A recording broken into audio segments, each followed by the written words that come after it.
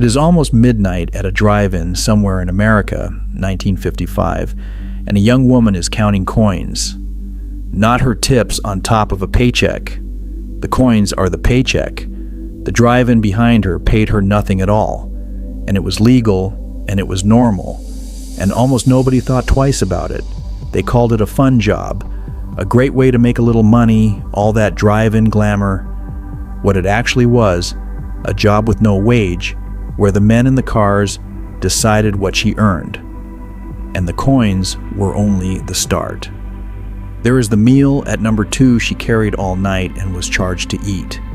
There is the speaker on a pole at number 4 that was built to replace her. Hit the subscribe button. This is a documented record. Number 20, the draw. A drive-in in the 1950s did not hire a car hop only to carry food out to the cars. It hired her to bring the cars in. She was part of why a driver turned into this lot instead of the one down the road, and the owners understood that completely. The business ran on car hops out where they could be seen, keeping the traffic moving and the spaces full. She was told this was a compliment, that customers liked her, that she was good with people. It was not a compliment. It was an unwritten part of the job, the work of being the reason the lot filled up, and she was not paid a cent more for it. Nobody had to spell it out. The cars pulled in, and that was the whole idea. Number 19, the tray on the glass. There was no station to work from and no place to sit down. A car hop carried a loaded metal tray across the lot to a waiting car, hooked it onto a window rolled halfway down, and came back for it later. Then she did it again and again for the length of the shift. The trays held full meals, drinks in heavy glasses, plates, condiments, and she balanced all of it in the open air between the kitchen and the cars. When the lot was busy, she was moving the entire time. There was no chair behind a counter, no break room off the floor, no moment built into the day where she was allowed to stop. Her feet and her back kept the schedule, the cars set. The tray went out full. The tray came back empty. And then the next car flashed its lights. Number 18, the lot in all weather. The car hop's workplace was the parking lot itself. Not a dining room, not a kitchen, the open asphalt. When it was July, she worked in the heat coming up off the pavement and the heat off the car hoods. When it was January, she worked in the cold, and when it rained, she worked in the rain, carrying trays between the building and the cars with nothing over her in between. A waitress inside a diner had walls and a roof. The car hop had the weather. Whatever the sky was doing that day, she was out in it for the whole shift. Because the cars came in whatever the sky was doing, and the food still had to get to them hot. There was no version of the job that happened indoors. The lot was the job, and the lot was outside. Number 17, the skates. At some drive-ins, the car hops were put on roller skates. The idea was speed. Cars served faster by a woman moving across the lot on wheels. What it meant for her was carrying a loaded tray, full plates, and full glasses, balanced on skates across gravel and cracked asphalt, and the odd oil slick. One catch of a wheel, one patch of loose gravel, and she was going down with everything on the tray. There was no padding, no real training, no policy for what happened when she fell. If she got hurt, that was her problem, and if the food spilled, that could be her problem too. She was expected to move fast, stay upright, and never drop the tray on 8 wheels for hours at a stretch. The skates were sold as fun. She was the one who had to stay standing on them. Number 16, the wage the drive-in never paid. Here is the fact the nostalgia leaves out. Many drive-ins paid their car hops no wage at all. Not a low wage, not a starting wage, nothing. She worked for tips only, and the tips came from the customers, not the business. The drive-in got a full day of her labor, carrying food, taking orders, keeping the lot moving, and it put no money of its own into her hand at the end of it. This was not some backwoods exception. It was common practice across the country for waiters and waitresses of the era to be paid mostly or entirely in tips.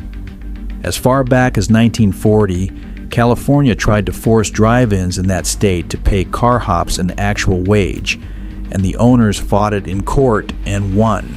A decade later, deep into the 1950s, the arrangement had not changed. The customer paid her. The drive-in paid itself. Nobody had to justify a wage of zero, because zero was the whole business model. Number 15, the floor that wasn't there. In 1938, the country passed its first federal minimum wage, a floor under working people, a number your pay could not legally drop below. When they wrote that law, they left restaurant workers out of it. Waitresses, car hops, the people serving food for a living were not covered. So the guarantee that protected a factory worker or a store clerk did not reach the woman carrying trays across the drive-in lot. There was a wage floor in America. She was standing under the one spot where the floor had a hole cut in it. That hole stayed open through the whole decade. Restaurant workers did not get pulled under the federal wage until 1966. For every year of the 1950s, the law that was supposed to set the lowest wage a person could be paid simply did not apply to her. Her name was not on the list, and everyone who wrote the list knew it. Number 14, the uniform she bought. The drive-in decided what she wore. It picked the uniform, required the uniform, and then made her pay for it herself. The business that paid her no wage still found a way to take money in the other direction, charging her for the clothes it told her to put on. She earned nothing from the drive-in, and out of the tips the customers left her, she had to cover the cost of the outfit the drive-in demanded. When California looked into how these places treated car hops, charging them for their own uniforms was one of the practices it found, right alongside paying them no wage. The uniform was a condition of the job. The bill for the uniform was hers. She paid the company for the privilege of working for the company, and the company called that normal. Look at what these first few have in common. She was the reason the cars pulled in, and she paid for her own uniform, and at the end of the night, the drive-in had handed her nothing. Every cost that a business is supposed to carry, the wage, the clothes, the marketing, had been quietly slid onto the worker instead. The drive-in kept the lot full and its own money in its pocket. What comes next is who actually paid her, and what that person could demand in return. Number 13, the tip he decided. Since the tips were her only pay, the man behind the wheel was the one who set her wage. Not a manager, not a contract, not a rate posted anywhere. The driver. Whatever he felt like leaving on the tray was what she earned for that car, and there was no floor under it. He could leave a generous tip, or a few coins, or nothing at all, and drive off, and she had no way to make him do otherwise. She could carry his order out fast, get it right, be pleasant through the whole thing, and still watch him pull away, having paid her nothing for the work she just did. A whole shift could come apart one stingy car at a time. Most jobs, you know what an hour is worth before you work it. Hers was decided after the fact by a stranger, one car at a time, all night long. Her wage sat in someone else's hand, and that hand owed her nothing. Number 12, the walkout she paid for. When a car ordered its food, took the tray, and then drove off without paying, somebody had to eat that loss. Often enough, it was the car hop. The unpaid check came out of her end, out of the tips she was living on, because the business decided the missing money was her responsibility. Same with breakage. A dropped glass, a cracked plate, and the cost could land on her. The carhops of the era had names for these customers. A 1957 trade magazine wrote them down. The deadbeats who left without paying. The breakage fiends who wrecked the dishes. She knew exactly who they were because when they cost the drive-in money, the drive-in reached into her pocket to get it back. She served the food, she chased nothing down, and she paid for the people who cheated the house. Number 11, the wolves. That same 1957 trade magazine listed one more kind of customer the carhops had a name for: the wolves. The men who came to the drive-in for the carhop, not the food. Leaning out the window, grabbing, saying things, following her across the lot, and worse. She was a woman working alone in the open, going car to car, leaning in to hook a tray onto a stranger's door, all night, often after dark. And the drive-in that put her out there did nothing to protect her. There was no security, no policy, no manager who would back her if she told a car full of men to stop. Handling the wolves was simply part of the job, an unpaid, unspoken duty that came with the tray. The business took the profit from every car those men sat in. The risk of the men themselves, it handed entirely to her. She was on her own out there, and the drive-in preferred it that way because dealing with it was cheaper than preventing it. Number 10, the smile she couldn't drop. Because her pay was the tip, she could not afford to be anything but pleasant, no matter who pulled in. A rude customer, a drunk one, a man saying something ugly out the window, and she still had to smile, still had to be warm, still had to thank him. Because the second she stopped, the tip stopped, and the tip was the wage. The pay system made her survival depend on swallowing whatever the customer handed her. Anger cost money. A flat look cost money. Standing up for herself cost money. The cheerfulness everyone remembers from the drive-in, the friendly car hop with the big smile, was not her personality. It was a condition of getting paid, enforced by the customer on a worker who could not fight back without going home with less. The smile was mandatory. The money made sure of it. Number 9, the gravel. In 1953 in Sacramento, a group of young men drove past a drive-in and pelted the car hops with gravel, threw it at them from moving cars. For fun. These were women at work, doing their jobs, and they were used as targets by people who found it entertaining. This was not treated as a crime against a worker. It was treated as one of the things that happened to car hops, an occupational hazard, like rain or a slow night. She stood out in an open lot with no protection, in full view of the road, and whoever drove by could do what they wanted and keep driving. The drive-in did not build the lot to keep her safe. It built the lot to sell food to cars. What happened to the woman in the middle of it was not the drive-in's problem. It was hers, and she was expected to shake it off and take the next order. Notice what the last few items share. Her pay came from the customer, so the customer had power over her, and the drive-in used that on purpose. The same men who set her wage could harass her and cheat her, and the business that profited from those cars stood back and let it fall on her. The tip was not a bonus, it was a leash held by whoever happened to pull in. What follows is what the job took from her body and her rest, and how it discarded her when it was done. Number 8, the beer she carried.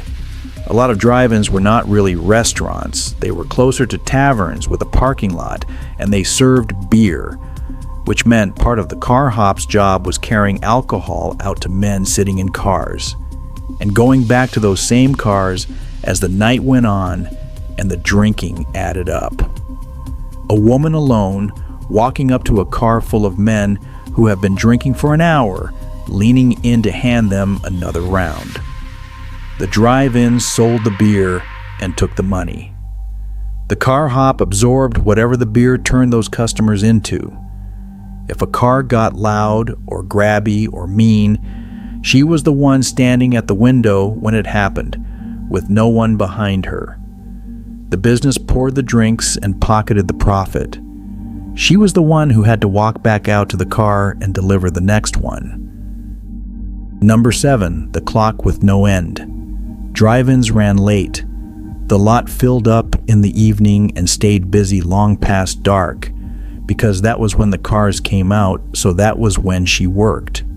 Long shifts, late nights, the busiest hours, falling exactly when most people were already home. She was on her feet through all of it, carrying trays across the lot, from the dinner rush until the last car finally left. And she did it for tips, which meant the late hours were not optional. The best money came at night, so nights were when she had to be there. There was no early shift that paid the same. The clock did not run on her sleep or her family or the fact that she had to be up in the morning. It ran on the cars, and the cars came at night. She went home when the lot was empty, and the lot emptied late. Number 6, the break she never got.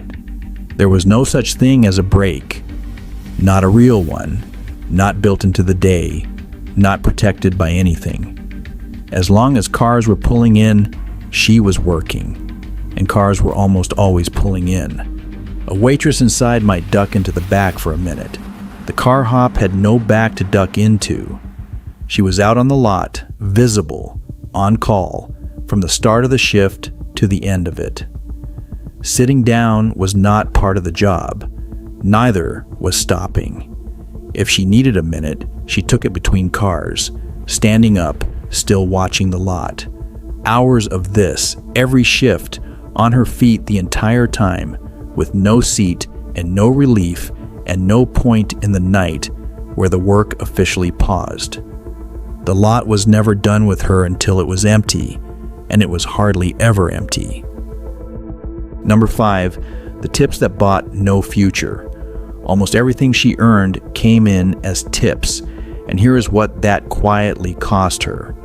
In the 1950s, tip money did not count towards Social Security. The system that was supposed to pay a worker back in old age, that took a piece of a factory worker's check and promised him something at the end, did not count the tips a car hop lived on. Her real income, the coins from the cars, was invisible to it. So year after year she worked, and year after year the money she actually earned built her almost nothing for later. No real retirement credit, little protection for her family if something happened to her. The work was real. The exhaustion was real.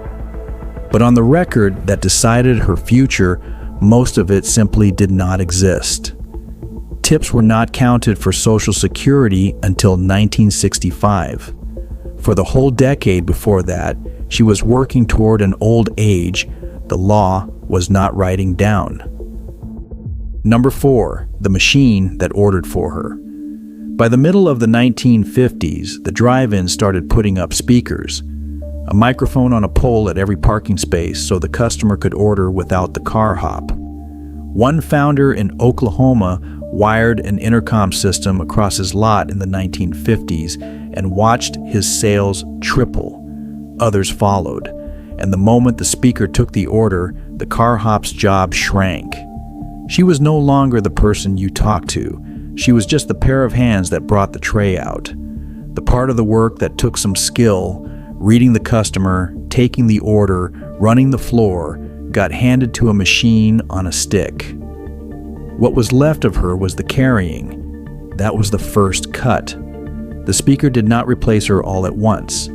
It replaced the reason she was hard to replace, and it did it one pole at a time, quietly, while everyone admired how fast the future was arriving. Number 3, the one they replaced. Car hops did not last. The turnover was brutal.